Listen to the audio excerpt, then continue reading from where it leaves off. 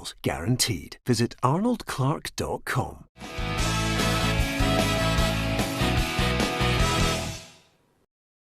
Welcome to Peter and Roughie's Football Show, sponsored by Arnold Clark. I'm Peter Martin. Alan Rough, Steven Naismith and Hugh McDonald are here with me. And we're delighted that you could join us as well on our Facebook. You can hit the follow button, tell your friends about it by sharing our stream. And also over and above that, if you're on our YouTube channel, don't forget to subscribe as well.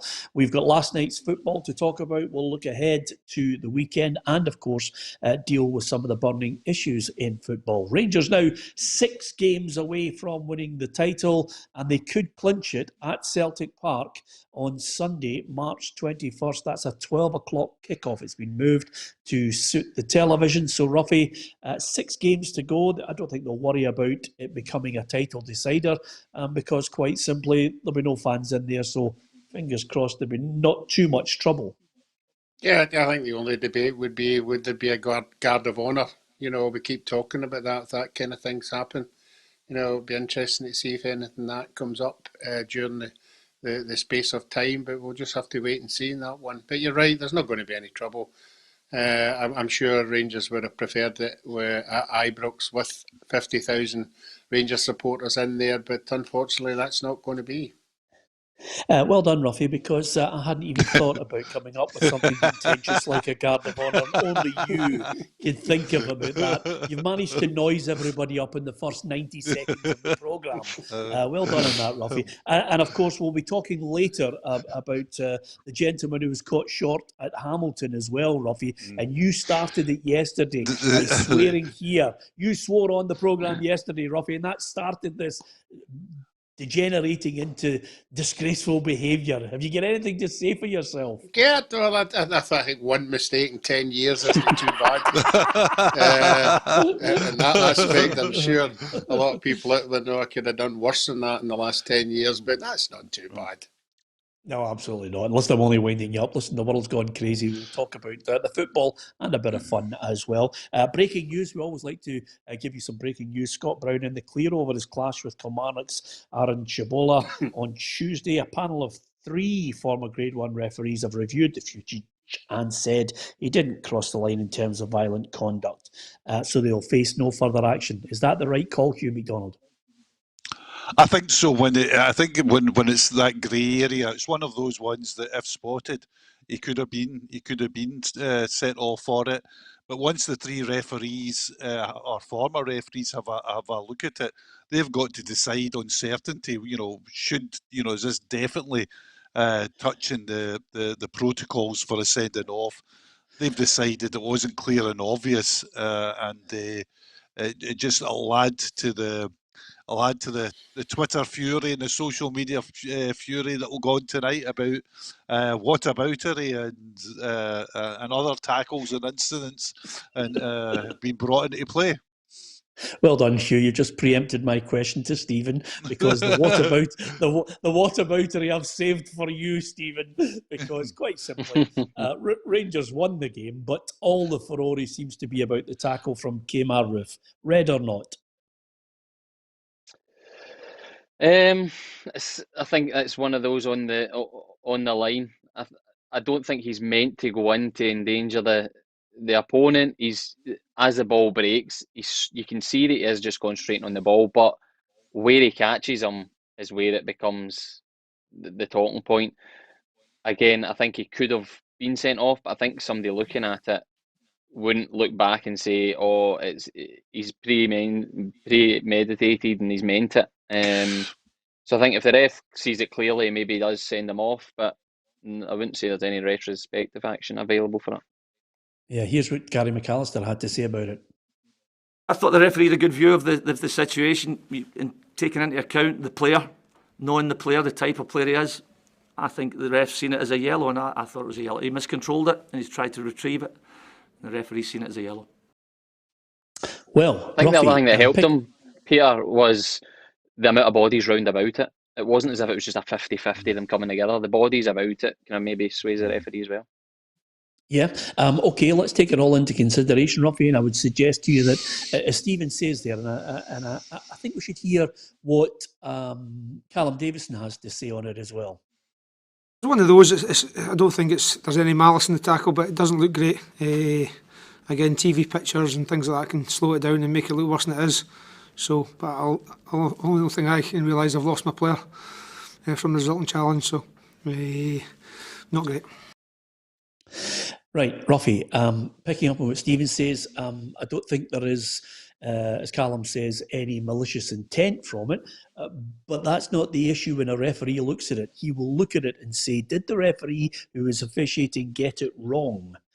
Should it have been a red card? In your view, Roughie? Well, I can see where Stevie's coming from, and Gary McAllister's excuse that he's a nice boy, he wouldn't do anything like that. That's not debatable. He's lost control of the ball. He's lunged forward. I don't think there's any malice in it. But unfortunately, he's caught the boy quite high up with studs shown. For me, as Stephen Gerrard says, he was looking for a wee bit of consistency. So it's another red card for me. Yeah. Hugh? I mean, I think, Gary McAllister, saying that, he's not that kind of boy, really doesn't matter, it could be, I think and it definitely, I mean, not definitely, you can't be definite about it. I don't think there was any malice in it. I think he was moving to protect the ball, to plant his foot so that his body was in between his opponent and the ball. Quite a common move with professional, well, all footballers, just to put that ball, almost shield the ball with your body, and you plant that foot. Where it becomes a red card for me is it's reckless. There's a lot of there's a lot of force in the way he's planting his leg, because he's moving so quickly, and it catches. So it's reckless endangerment of an opponent, and I think that turns it into a red for me. Yeah. Okay. We've all got our opinion on it. I think it's a red all day long. And I don't think he meant it. Now, on to the next one, because there's breaking news again, which is basically Albion Ajeti has been issued with a notice of complaint and offered a 2-match ban over claims that he dived to win a penalty. Now, we've already actually given our thoughts on this as well, but we'll reiterate it.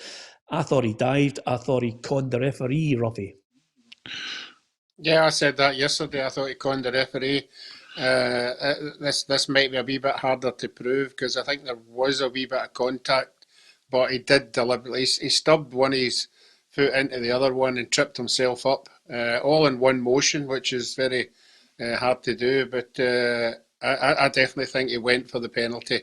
But I think the reason he might get off with that one is they'll see that there was slight contact. But for me, it was a dive.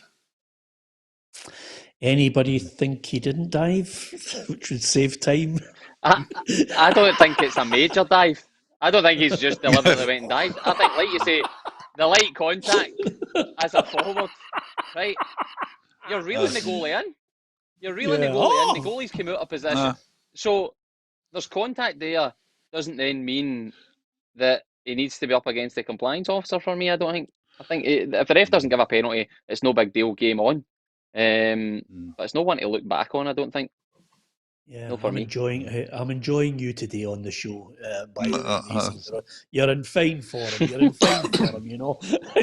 There's a real ding dong battle. Do you know? I actually knew you were going to say no. If the keeper forward perspection. It's not my job to get out of the way. I knew it was coming. Yeah, exactly. Anyway, go and ask him. Go and ask him about Lee Harvey Oswald and Kennedy. See what he says about that. Oh, absolutely.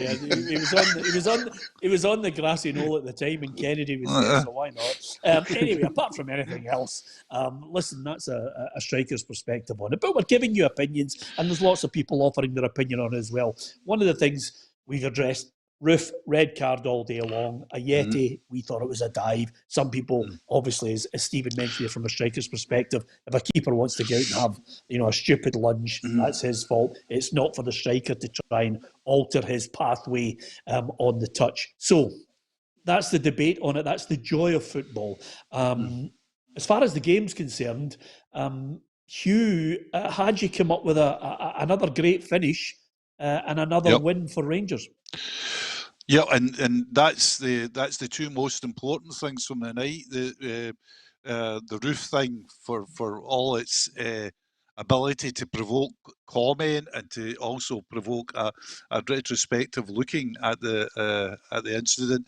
It really doesn't and won't mean much in the great scheme of things. The great scheme of things is Hadji scores, Rangers win 1-0, and it's another step towards a deserved title, where they have they just relentlessly going about their business, racking up records, remaining unbeaten. A night that was not far from comfortable. You know, Alan McGregor had to make a couple of saves, but Rangers again, clean sheet, job done, another step, title on the way. Yeah. Do you see anybody beating them this season, Stephen? Do you think they can go the entire season? I think it's very possible. But I think you look at the St Mirren Cup game, they can be beaten. But what I would say on the result last night, and then the Motherwell game at home where they were behind for 10 minutes to go, is a year ago they wouldn't have won their games. That for me is the biggest difference. They've got a composure in the final third, and they trust their ability that they'll, whether it be the 89th minute or the first minute, they trust themselves that they'll make the chance. And that for me is the biggest impressive thing. But I think they could go the full season. Depending how the next few weeks go, the Celtic game will become one that'll be what Celtic build up to go against them and say they're not going to win it on our turf.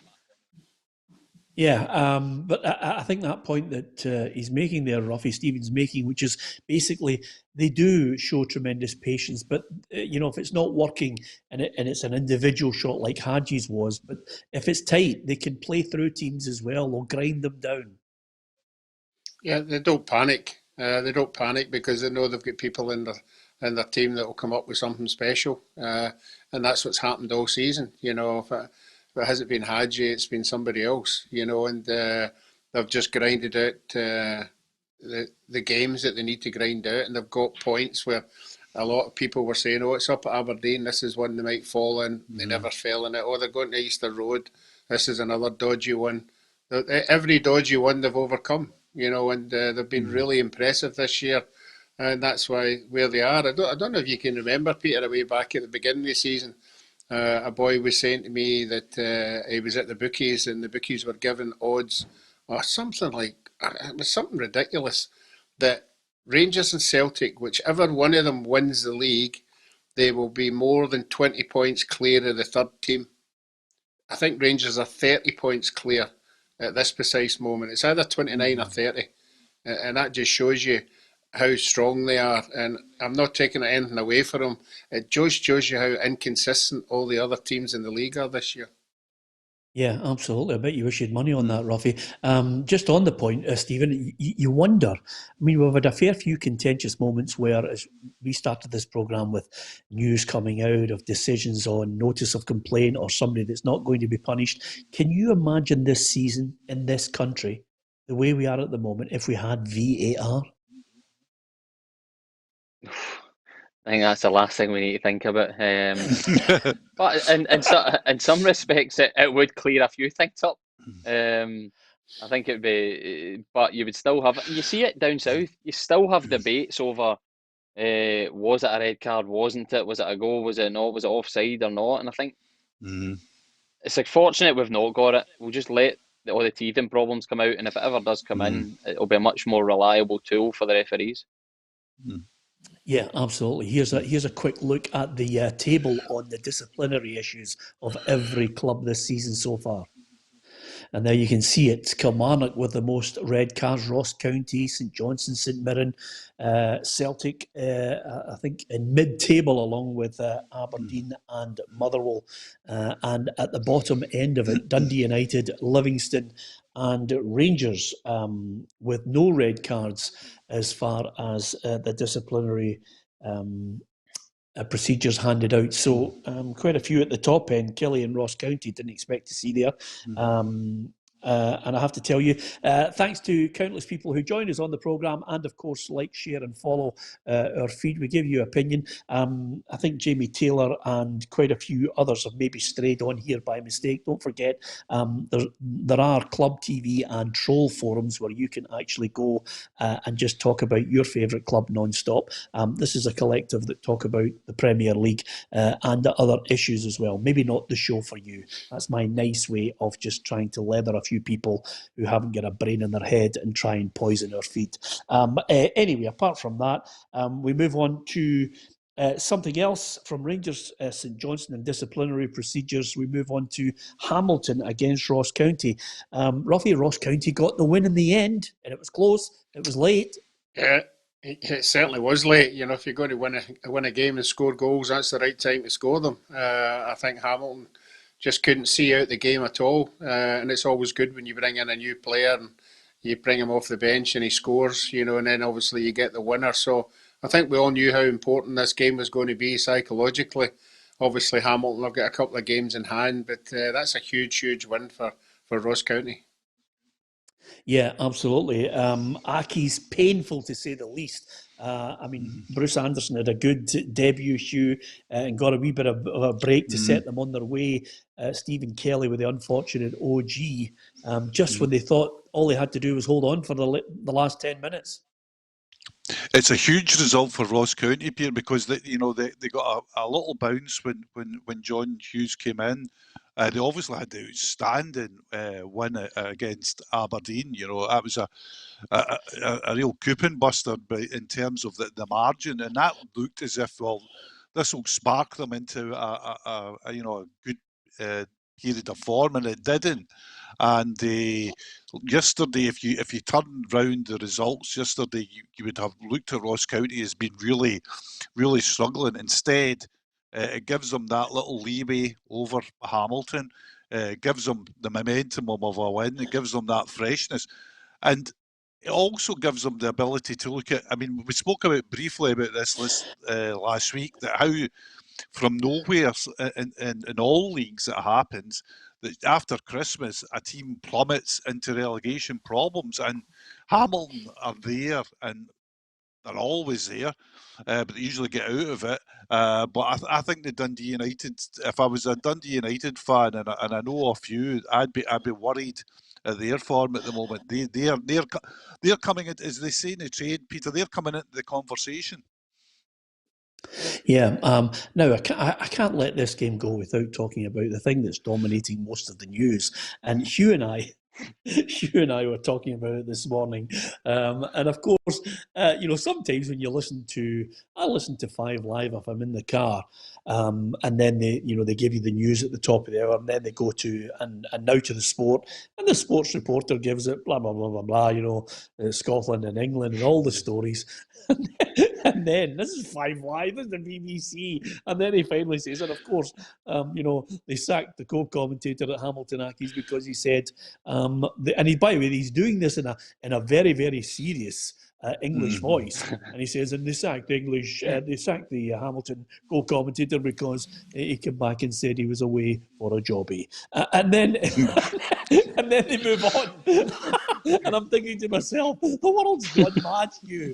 Apart from anything else, I get where Hamilton Accies are coming from, because of a little bit of decency. But for God's sake, man, sacking them. It's when you say the world's gone mad, the Scottish football world has always been mad. I mean, if there's anything consistent about Scottish football, it's throwing up not just the genuine controversy of a roof or an Ajeti, which will keep the keyboard warriors going for the next 24 hours, and great arguments and conversation pieces. But I'm thinking about the ones over the season, Peter, like the camera following the assistant linesman's head because it thinks it's a ball. That kind of stuff,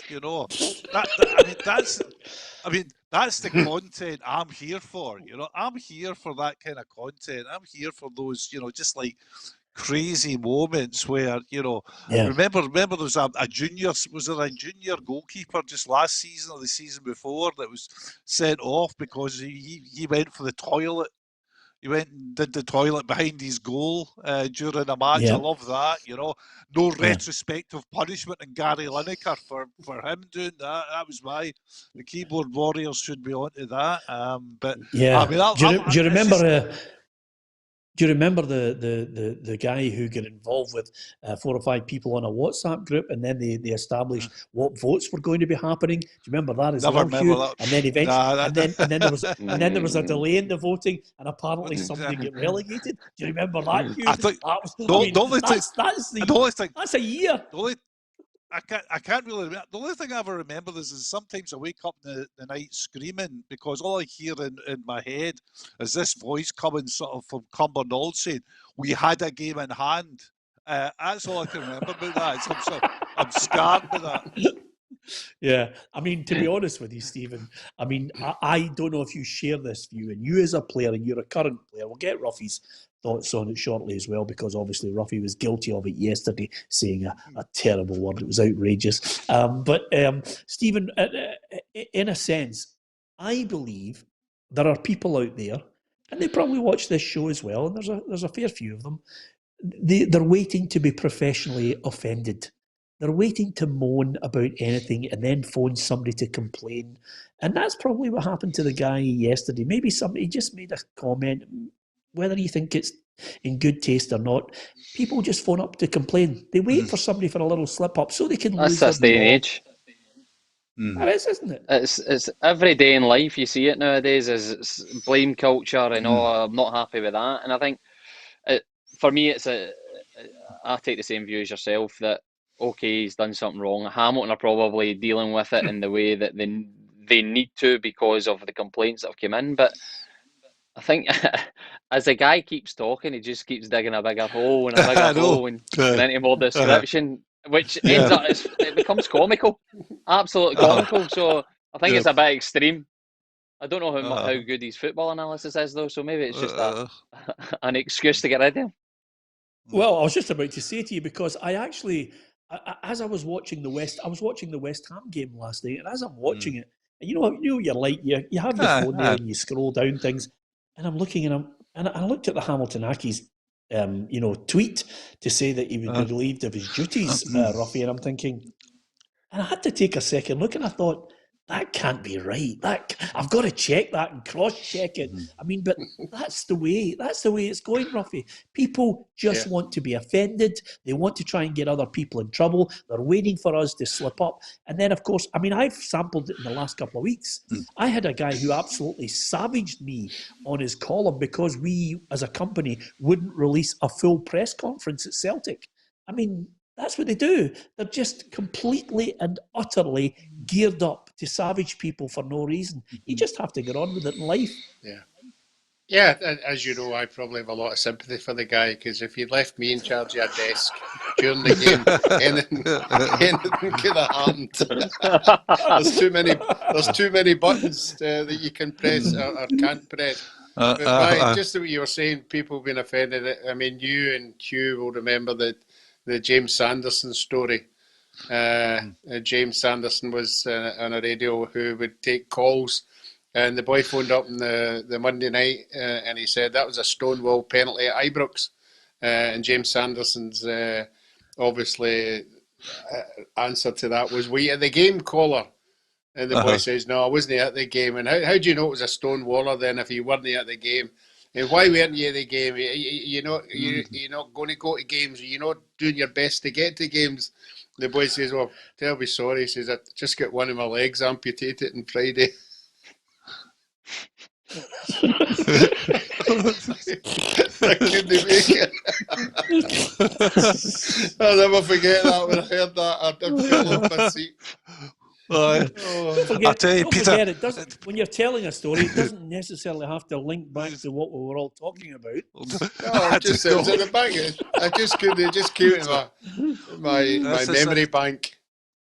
I just think, Peter, it's a bad day when we can't laugh at somebody getting their leg amputated. You know, I mean that's the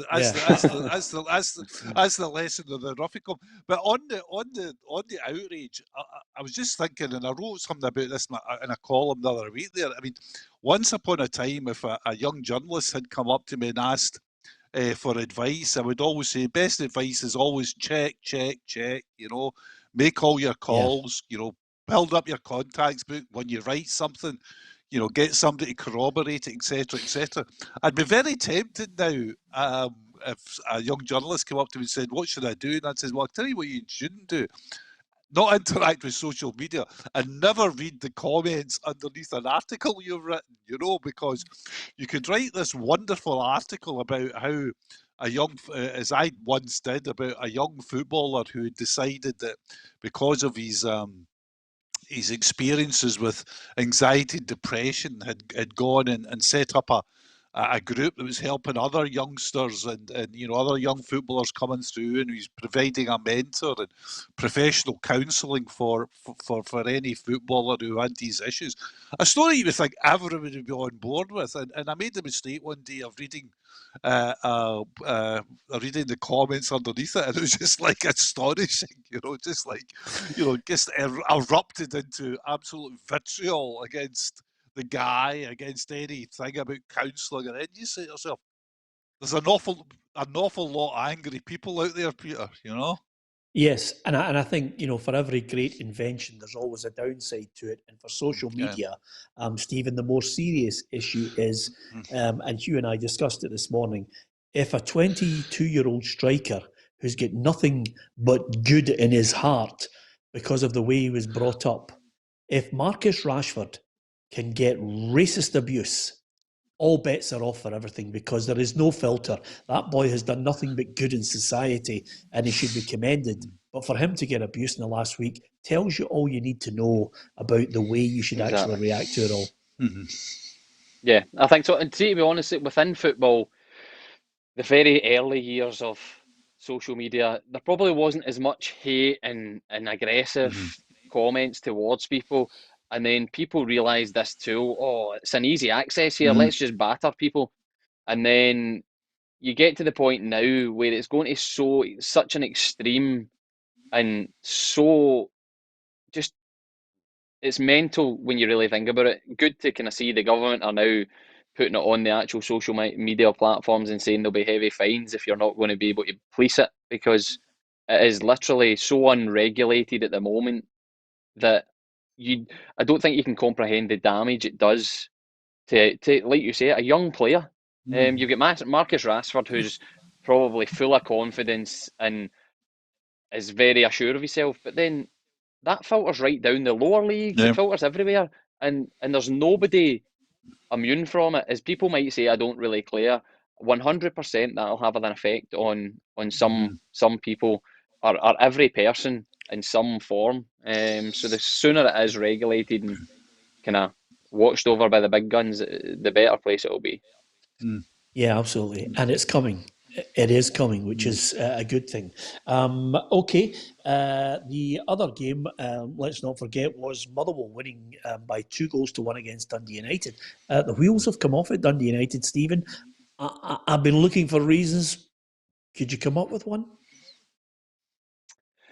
No, I don't think you can come up with one in terms of the squad, because I think from knowing some of the players that are there and speaking to different people, it's a group of good pros, good guys. The experienced boys are good leaders. But I think, like you said earlier, I'd be majorly worried if I was them. They're in free fall. Them and Kilmarnock are the ones that can't seem to get any sort of results. But I think you can maybe look at the financial side. I think the whole way through the season there has been constant, can you take pay cuts? We need money injections and things like that. So I think that will subconsciously be playing on the mind of everybody at the club, which then will have a knock-on effect on performances. And take nothing away, Hugh, from Motherwell, because Graham Alexander's come in there. They battled away. I mean, the goals that were scored last night. Coles was a lovely little bit of skill to flick it into the back. People looking at them and thinking they could be going down. Yeah, the positive thing for Motherwell is you can say, not with any certainty, but you can say they've had their bad patch and they've overcome it, and they've strung together a couple of really decent results. They've got they seem to have I think they'll improve, because most teams do once a manager, puts his structure and gets more time on the training ground to put his structure in. I know enough about Graham Alexander to know that he's very strong on structure. He's very strong on formation and shape. So you would think that they would improve. I think the Dundee United situation, where it's difficult, is there is that feeling of that subconscious feeling of the club's in the doldrums. There's that momentum of losing results. There's probably footballers are human beings like the rest of us, and I don't think it'd be too far-fetched to say that if you're living in a culture of cuts and doubts about the level of your wages are acceptable, you can still be an absolute top pro, and that affects you. You're a human being. So that would be the situation. I think Kilmarnock's got a chance, Peter, and we might talk about this going on, in that Kamara are in free fall as well, but they have the opportunity to get a manager in now that can change the things about. I think what might happen with Mickey Mellon, I think he'll have to revert to maybe a more defensive setup to get at least a couple of results. But Kamara can look and say, well, here's a fresh manager, here's what he's going to do, and that sometimes can give you that necessary bounce that can lead to momentum. Can't quite work out who that manager is yet, Roughie. It still hasn't become clear. No, but again, there'll be a few names in the hat. There's no doubt about that. There's enough managers out of a job just now, north and south of the border. So there'll be a huge list, as there always will be, and they'll probably whittle it down. But again, I don't know what the criteria is down at Kilmarnock, what the board are actually looking for. Is it a young manager, an old manager, somebody with a track record, that kind of thing. But Hugh's right. I think the boy Fowler was saying we need to get somebody in quicker rather than later, because if you have nobody in that dressing room who is shouting out the orders and people are looking up to, then you're going to go into free fall. So the sooner they get somebody in, the better. Yeah, absolutely. Listen, for the last 4 or 5 weeks, talk about getting pelters. Our reporter, Gabriel Antoniazzi, has been getting pelters because for the last 4 or 5 weeks, he hasn't had a Celtic player in his team of the week. Has he managed to sneak one in now? Let's have a look at the last 2 nights. Alan McGregor made 2 big saves from Craig Bryson when called upon to keep the clean sheet record going. Nicky Devlin has been a man on a mission under David Martindale and got a goal here. Ryan Porteous came on at half-time and changed the game with his aggressive passing and goal from a corner. John Joe Kenny made a fine debut for Celtic and will give them an attacking threat from defence. Martin Boyle was fouled for a red card, crossed in for the opener and dispatched the winner from the spot. Steve Lawson was man of the match at Pittodrie, ensuring Livy won there for the first time in 17 years. David Turnbull created 2 more goals and is Celtic's best midfielder right now by a mile. Yanis Hadji was the difference maker at Ibrox, hammering in from outside the box with his supposed weaker foot. Jordan White came off the county bench to inspire their comeback with a goal and assist.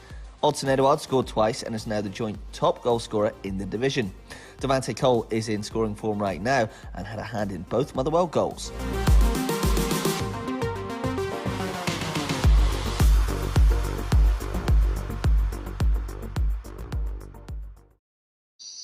I think there's a wee bit of sucking up going on there, Roughie, with three players in. Yeah. 4. A dramatic swing there for Gabriel. For now we'll get Celtic players in and no Aberdeen players. I think it says it all. Oh, well. I think absolutely. His mates won't be happy. The interesting things, 2 interesting things about that to me, Peter. I think this is the first time Gabs has done a team of the week without consulting Andy Halliday, so maybe that's got something to do with it. And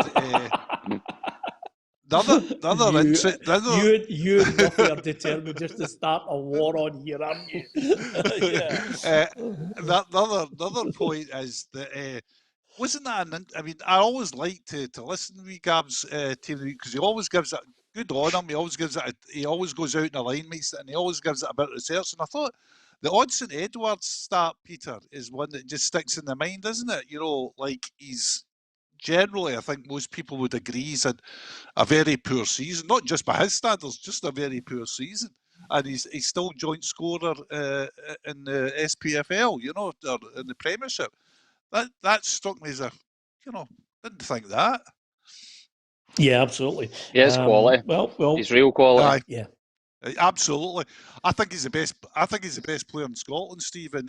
But I think this season, whether it's been COVID, whether it's been other things as well, he's just not looked quite at it. But he will go in the summer, and he will go for. That's the thing, Hugh. Good money. See, now the window's shut. Guarantee you, he'll have been told, look, now go and show what you can do to these suitors that will be out there. They'll have definitely kind of planted the seed to say, look, we need to make sure you're definitely at it, and I'm sure we'll see an improved second half of the season. Yeah, absolutely. It's a good point. Actually, if you're going for a big move, one of my great friends, Robbo, when we were in Edinburgh, we're going out wee nights out, and I used to say to him, Roughie, Robbo, your contract's up at the end of the season. He says, yeah. Wait till you see the barrelload of goals I'm going to be battering in now. so it's always a good way to get a new contract, Roughie, isn't it? But that, I don't know if you remember, but that was the exact opposite of Chick Charnley's philosophy. What he did was stick in a month of disasters, and you get a move somewhere else. I'll never, Stephen will not believe me, but I'll never forget Chick saying, I just decided to punch one of my own teammates because I knew I could get a move quickly and another signing on fee. Where are those characters in today's game?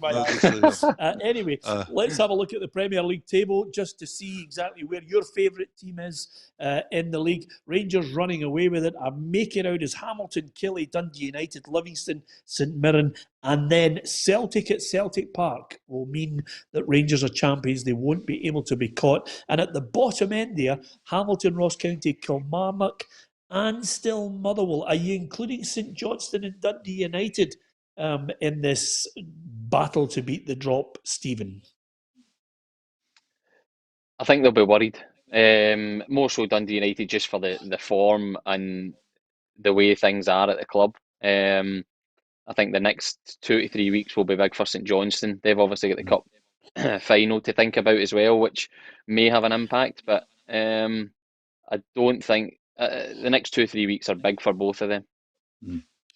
Yeah, absolutely. And again, we were talking there about Kamara just looking for a manager and who that manager is going to be. I mean, we've been talking about Tommy Wright and why nobody's taking a gamble on him, but there might be somebody else. Listen, as Roughie mentioned earlier, when people are looking for it, the amount of chief executives I've spoken to said that 50, 80, sometimes 100 applications come in for a job when it's available.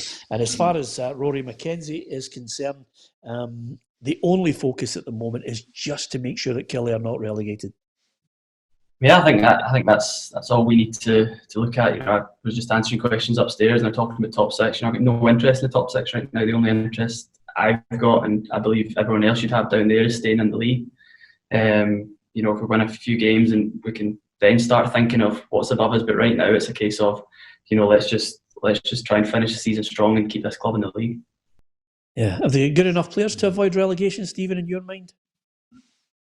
Yeah, I think they do. Dicker coming back from his injury, that was his first game back the other night, but I think he'll have a big part to play. So they have got the players. The other thing they done was in the last few days, they brought a couple of players in, which will freshen things up. Have a couple of players that will then now thinking, oh, am I going to play, am I not? And it's time to kind of show their worth in training. The tricky thing for Kilmarnock is they've been in this situation not that long ago when they brought in a new manager when Steve Clark left, and it didn't go so well. So that's obviously going to kind of play on their minds as well. But as a board, they definitely need to get the right call. Yeah, you mentioned Dicker coming back. One other man coming back, just in our running order here, is James Forrest, Roughie. He's been out for a long while. Looks like he's going to be training this week. I think the Celtic fans, there are some Celtic fans who are not that enamoured with James Forrest. I think when you look back at his record, his medal haul, his achievements, his contribution, I think the majority of sensible fans who know their football will look and see how much he's been missed. sadly missed. I think any Celtic fan would remember, the strengths that he has, the assists as well as goals as well. You don't get many players like that, an out-and-out wide man who can take people on, get the byline, put quality balls into the box for quality strikers like Edward. So that's what they'll be missing, But I always remember him in the high days of the European games. I mean, he was singly man of the match away from home, taking on all these big named players and everything. So, no, he's been sadly missed, and the sooner he comes back, the better for the Celtic fans. Yeah, Hugh, give me your thoughts on Sadiq Khan, the London mayor, was saying he's hoping that domestically there'll be an allocation of fans able to travel to Wembley to watch the Euros. Do you think that will happen? Can you see that happening? I still think the Euros will be knocked back because people will be wary of letting fans in. I think it's a huge. I think not only is it a huge ask to expect that. I think certainly at this point in time, it's just almost politically impossible. You've got 1,300 people dying, on average every day at the moment. You've got the Prime Minister saying, that the infection rate is alarming. You've got the NHS saying it's teetering on the brink. I think at this point in time, there's no way we can justifiably think about that at the moment. Of course, I mean, I'm in essence a football fan, sitting with my Dortmund top on now, because this would normally be the time of the year that I'd be heading to Germany to get a couple of games in, Peter. I love it, and it's the lifeblood of the game, and I really, like every single football fan, I absolutely just miss going to a game. I just miss whatever game it is, just going in and seeing football in the flesh. But at this moment in time, I think it's so far down the list of priorities that it's not worth thinking about. What I would say is that I would love, if I had one wish, and we could write off the Euros, however much I would hate to see that. What I would really wish is that the next season, for so many reasons, starts, at least a limited number of fans in it, and we begin to see a bit of sunshine in that regard. But I think maybe that's more realistic, Peter, the beginning of next season rather than the end of this. Yeah, just our luck, Stephen. We qualify for the Euros and we can't get any fans to see the games. Nightmare. Absolute nightmare. But again, I'm with you. I think it'll be too soon, and there'll be too big a risk. And for me, and as a player experience games, it is nowhere near the same. And like you say, that long to get to a tournament. The one thing I would also say is that the format of it isn't as good as before for me. So that as well, you qualify for a tournament, no fans, but it turns it into more of a Champions League type where you go and travel, you play and you move back. It's not a festival of football for me. So both of them disappointing for me. Yeah, absolutely. Just on that point of Hugh saying that he likes travelling to see Borussia Dortmund taking in a couple of games, if I could give you a ticket for one game that you've never actually attended, Stephen, but you'd love to go to, what game would that be? I'd have said maybe 5-6 years ago the El Clasico, but I've listened to a lot of Kevin Bridges stuff, and he went out to Argentina, I think, to watch Boca Juniors. And just what he spoke about that, I think doing something like that would be incredible. Yeah, Boca River Plate appeals to me. Hugh, is that one that you would like to see? Road trip. Yeah. Well, I've Magic, got it. Wouldn't it? I'm not quite sure you're talking about the same road trip that I am. I mean, I don't know about you, but I remember Road Trip, the movie. If you ever get a chance to see it, it's pure high school humour. I can just imagine Roughie getting caught short posting a video that he didn't want to post. Roughie, have you seen Road Trip, the movie? Yeah, I have seen that. Yeah, it's quite impressive actually. There's a No, game don't in tell it. me, don't tell me, Roughie. No. Remember what happened to Hamilton. Remember what happened to Hamilton. Exactly. Well done, time out. Well done, Stevie.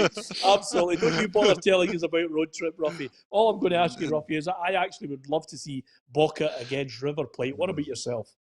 Yeah, does it have to be a club game? Does it have to be a club? I'd love to go to a World Cup final in Brazil when Brazil are playing somebody like Argentina or something like that. Something like that would be in that stadium would be absolutely magnificent. Yeah, absolutely. Just on that, Roughie, we're talking about various issues that are coming out. League One and League Two, it looks as if you guys might get permission to restart the league next week. Well, you've got better information than me because I don't think they're as far on as that. I think we're still waiting. I think there's a committee of the first and second division have proposed something that is out with what the SFA are thinking. So we'll have to wait and see what they get back. But the crazy thing about it is I think the SFA are going to announce what's going to happen the day before Nicola Sturgeon announces whether there's going to be further lockdown. So I think everybody's just waiting in anticipation, which is more, I think, is more important what the government come up with rather than what the SFA come up with. Is the key for you an agreement to have testing across both leagues? Yeah, I don't think the full-time clubs, the likes of us and Falkirk and Queen's Park and most of the first division clubs would have a problem with that. I worry about the second division clubs. The longer it gets kicked back, because the longer it gets kicked back into March, there's a lot of the second division clubs are going to say to themselves, and probably quite rightly, we've got 150,000 here pounds. You know, why are we spending it when we're not getting any games and not getting any people in? So I think the second division clubs will be the ones that might call a halt on this, which would be a worry for the rest of the clubs who want to really see it out. Yeah, the other big worry, Stephen, and if you could sum it up as a player, there is now a serious threat over the Scottish Cup being played this season. Yeah, there is, and it's sad. Obviously, we were in the final not that long ago, and even with it not being the way it should be in terms of a cup final, it's still for a player very good build up and something that you can achieve, something that you'll look back on and be proud of. So that would be disappointing, but obviously with last year's getting held on for longer, I know we were further down the line, but it'll be an interesting to see how what stand they take on that because it's so early in the competition. Yeah, and before I get you guys to give me your quick comments on what's been happening down south in the title race, Stephen, tomorrow, Roughie, I'm almost certain, Hugh, definitely, and me, 100%, I'm going to be watching to see about your movement, whether you've still got that first touch, what's your officiating like, will you be able to control the game as a player and a referee, and of course now, having listened to you for the last 50 minutes, I'm going to watch closely if you're anywhere near a goalkeeper when the ball is a 50-50. That's all I'm saying to you, because you've got Ayr United tomorrow. Yeah, we have. It's a tough month. We've got 3 games on the Friday night away from home, so it's a tough month for us. But a big month if we can, with getting the result of the weekend against Dunfermline, that was big in terms of giving us a bit of a cushion. Ayr United not been beaten, or they're undefeated at home in the last 6. Very tough place to go. So no, we know what's coming our way tomorrow, and we know what we want to do and try and just keep racking results up until we can get to the end. That's the main thing for us. We put ourselves in a position where if we concentrate on ourselves, then nobody can catch us. Yeah, tell me about the new signings, the new men in there. Anybody impressed you, caught your eye? Because Jambo fans will be listening with great interest. There's not been that many days. Both the boys that came in the last day they've settled in very well, which again is probably the first thing as a player in the squad you can notice. If somebody's quite distant and shy, it might take them a wee bit longer to get, but they've come in and they've been very comfortable getting involved in the chat and the conversation and the laughs at training. So the two of them will definitely contribute, whether that's this coming weekend or in the coming weeks, they'll have a part to play. So, and it's not as much as we've brought them in. It's not as if Aaron, especially, is not one just for now. He's going to be in the coming years. He's come over from Ireland and he's hungry to do better and improve. Yeah, Roughie, I hate to say this, but my team, Liverpool down south, have blown it. It's gone. Yeah, I think we've all discussed this before. There's one person, Van Dijk, and most of the success was through him. And it's amazing. They usually take a striker at the equation like Suarez, and things fall to bits. But I have never seen it so much before. The confidence in a defence when you take a centre half off, and the whole defence loses the confidence. And for me, that's been the main one. They've got super players. They've got quality players. We saw it during the week there. Salah was fantastic, but I just think it's at the back. And again, I don't know why. Why is the goalkeeper changed last night? Is he injured? Or is he switching them? Was he ill? Goalkeeper and centre half. That's it for me. Yeah, I would also just add to that, Peter, on the whole thing. Yeah? I'd just add, see guys like Jota being out and not, your guys are bringing on as Origi and Shaqiri, they're not having the same impact as the guys who have been around the squad, which is hurting them going forward. Yeah, absolutely. I mean, I take Ruffy's point on Van Dijk, which is a major blow. And of course, the other thing about it is everybody wants to take the scalp of the champions from the previous season. You get to know them. You try and thwart some of the main points of attack, which is Trent Alexander and Andy Robertson. Their contribution down the flanks has been immense as well. But Van Dijk is absolutely huge. And as you say, Jota, and sometimes, and even Jurgen Klopp himself has admitted, he's put guys like Firmino and Salah and Mane on the bench. He's made some decisions which he's held his hands up to. And of course, he held his hands up about last night's defeat to Brighton. The gap to City is now, I know. I'm manager of Liverpool, and I have to say, and you always ask, and we were champions last year, and I have to say, yeah, oh my God, we want to be champion. Yes, we want. But you need the games for it, you need performances for it, and we don't have. So that's the truth as well. So we fight for other things. We fight for 3 points. When they are, that's not decided yet who will get the 3 points on Sunday. Might have to fight Roughie for fourth. Yeah, but I think they've got enough quality to win big games, but it's up to them to do it. He's definitely got the players to do it. They just need a collective in this one. I know Man City are going particularly well just now, but I mean, he wasn't throwing the towel in there, was he, at the beginning of it? Because I still think there's a long way to go. Yeah, not winning now, Roughie. Let's be honest about it. Listen, you started off on fire. Let's not finish the whole programme being unbelievably silly about it. No, I just hate giving up things when it's still not going to win the league. Possible. What, you think Celtic can still win the league, Roughie?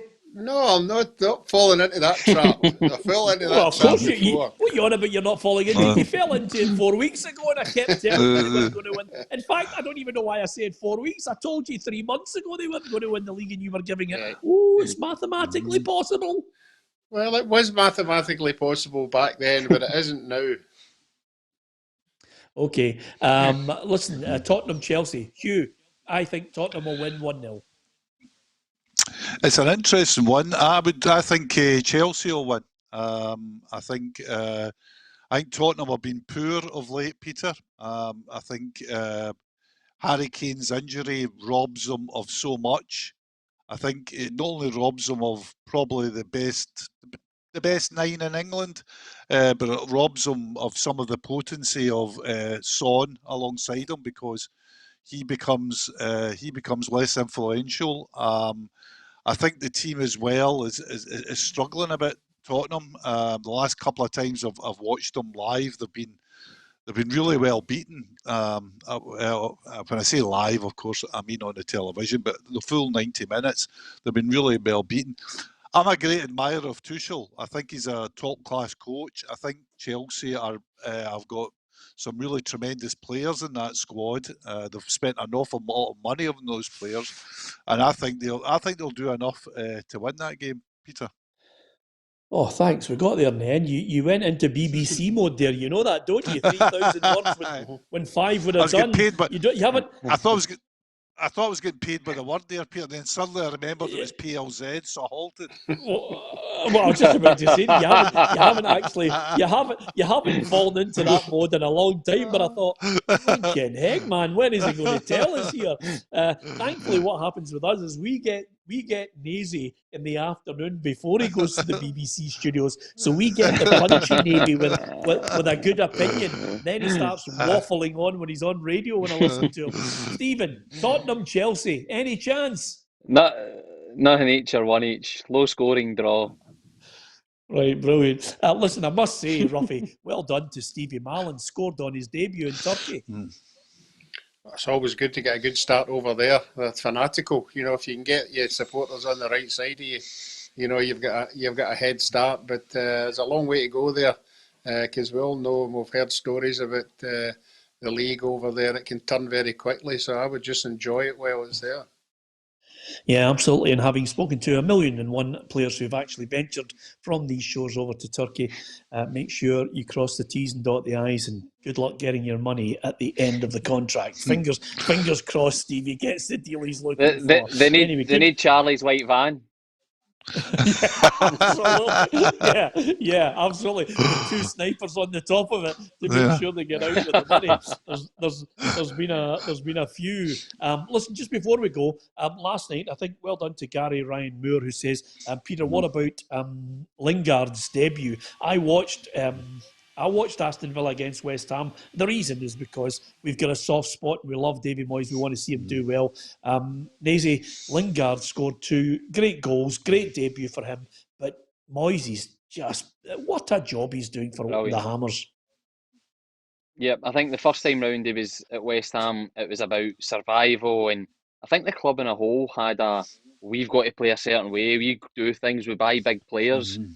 And then they've kind of swapped it out and it's not been successful, brought him back. And I see a lot of similarities to his early days at Everton, where he's building something that everybody's buying into it. He's picking players like Lingard who haven't had the best of times, but have got real quality. Like at Everton over the years, the players he signed, that getting them in loan, then signing them cheap, but they've been real top quality. I think there's a lot of similarities, and it's good to see. Yeah, absolutely. He's a good manager, always been a good manager.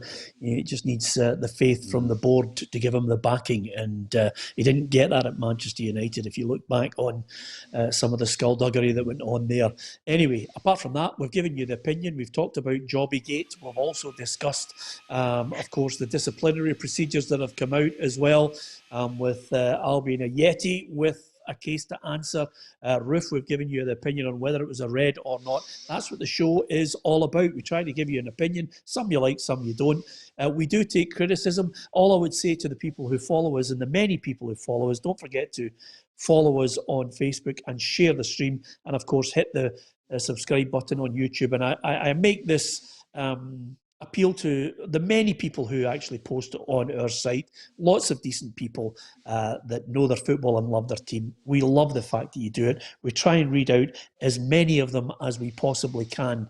To the people who are abusive on YouTube and Facebook, what we are doing is collectively now we're making a real position of banning as many as we can. We wouldn't mention any of the stuff that they mention on the feed. We just ban them because we're making a stand for the decent people who just want to talk about football. So if you find you're banned, have a wee look back at some of the stuff you've said and you'll know why. We're football fans. That's why we're here. That's why we've got thoroughly decent people on to entertain you. One of them's Steven Naismith, the other one's Hugh McDonald, and the other one here is my sidekick, the top man, Roughie. So from myself, Peter Martin, and all the team, thanks for watching.